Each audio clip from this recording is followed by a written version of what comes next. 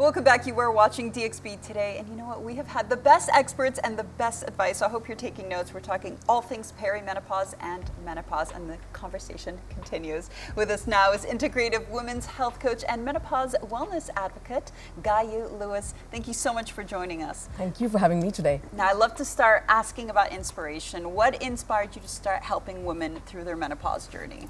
I think I'll have to say the reason I'm doing what I'm doing is because of my own burnout. I think my burnout led me to understanding holistic practices, and when I started coaching women, I had a lot of women with perimenopausal issues, but the healthcare practitioners were just looking at managing their symptoms, not really telling them what was changing in their body.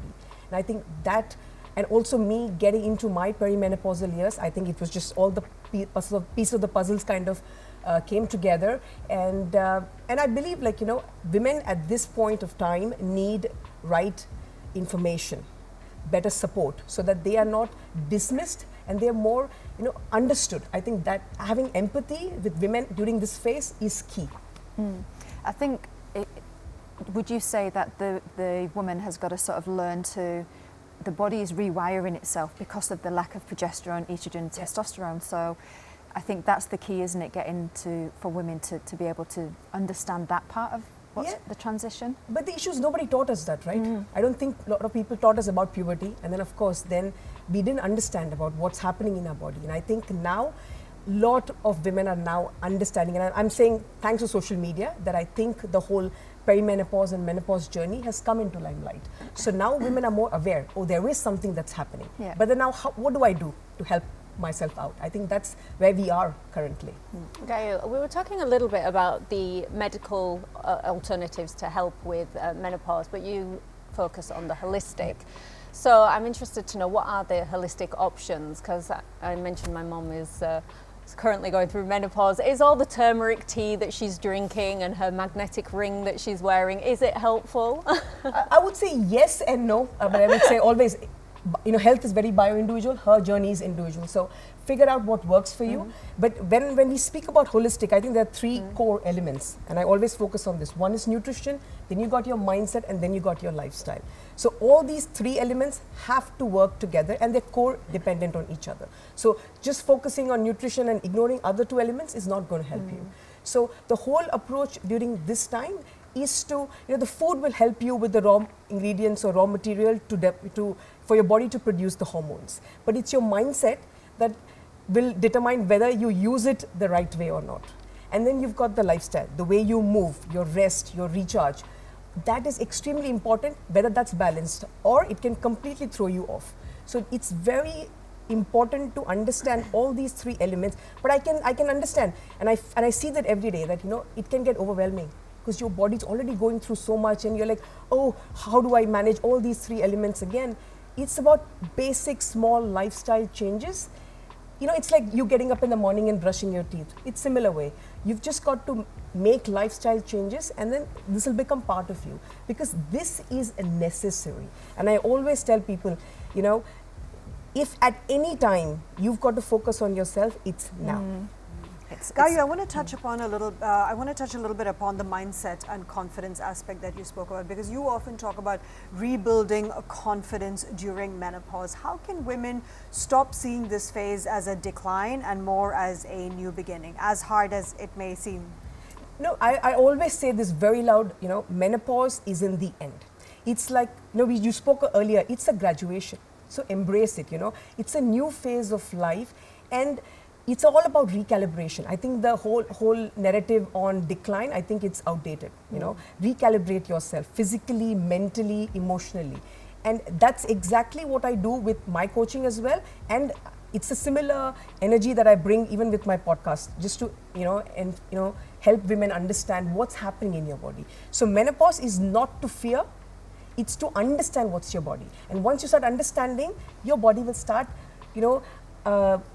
working with you and not against you. From your experience, what would you say are some of the concerns that women have that stop them from discussing this openly? I think women generally, I think vulnerability is the biggest thing I would say. I think every woman wants to be a superwoman, wants to be the best at everything, and as soon as there is something that starts affecting you, you don't want to really talk openly about it. And I think once we start accepting this phase as it's a natural phase of life. Every woman born in this world will go through menopause. So embrace this chapter rather than define yourself, and then work towards, make the lifestyle changes as early as 38 years onwards, so that your next, 1/3 of your life, you're going to thrive through it, because we have a big life post menopause. I was just going to ask you, you said 38 years old, and all three of us are like, okay, it's time. So what should we be doing, whether it be nutrition or sleep? Some of the steps that we should start implementing from now. I would say lots of things. One, first is eat your rainbow. Make sure you get all your color of fruits and vegetables in your plate, because you'll get all the micronutrients that you require from that. Second, move to manage your cortisol curve, but move in a way that helps you, not stresses you more. Trying to do a HIIT workout right now when already your stress level is high is not the right thing to do. So move. If you want to dance, but move. It's very necessary. Sleep. I think sleep is the biggest or the best hormone therapy you can ever have, because all your hormones grow, repair, your body repairs when you rest. So don't skip sleep at all. And most important is to have friends and family, your community. I think your girlfriends are going to be there holding hands, because they're going through the same thing. And no one prescribes this, because no supplement can help you what your community can help you. So very simple strategies that you can put into place. It's nothing major, right? But use them. How important is exercise, would you say? Because my personal trainer says that weight training and muscle building is the biggest anti-aging that you can ever gift your body. Absolutely. You've got Sharon right here. I think she speaks volumes about that. And strength training is key, because we lose muscle mass. And at this time, you've got to build that muscle, because muscle will give you bone strength, and then that will help you avoid osteoporosis, which is one of the osteopenia is one of the biggest concern for postmenopausal women, because of lack of estrogen. So you've got to do these strategies, 100% do them, so that you don't need help after your kids have left the nest to help you, climb the stairs or sit in the washroom. Basic simple things, you don't require help. What are you thinking, Sharon?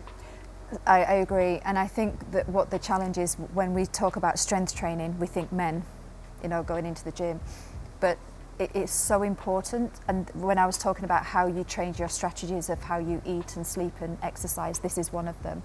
So when you go into a gym, we want you to lift heavy, but we want you to lift heavy and less. So you do lower repetitions and higher weight. So the more weight you can get through the body, because look, our bodies want to retire and sit on this sofa all day long, and it will let you do that, and your muscle mass will just deteriorate quite quickly. So the more you can be active, movement is you're walking, that's the social side of it, but you have to get into the gym and start to do that strength training. It's so important for muscle mass for women, and it's one of the key things. Apart from sleep, I would say. And cardio, they always say, oh, shall I pull back on cardio? Shall I do more cardio? HIIT training is good, but like Gaia said, it's when it's right for you. It's triggering otherwise. Yeah. Otherwise, walking is amazing for you. Yeah. I just came from the beach this morning. I'm trying to do my 45 minutes.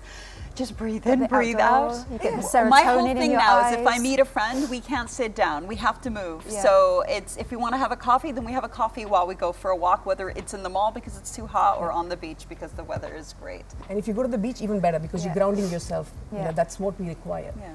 I think that part all comes easy. I think it's the sleep that I think most of us struggle with, because there is that anxiety, the mood swings, the pressure of life, and it's all at a peak time when menopause arrives. So that's the one I'm struggling with, but I've taken your advice to heart. I'm working on the sleep.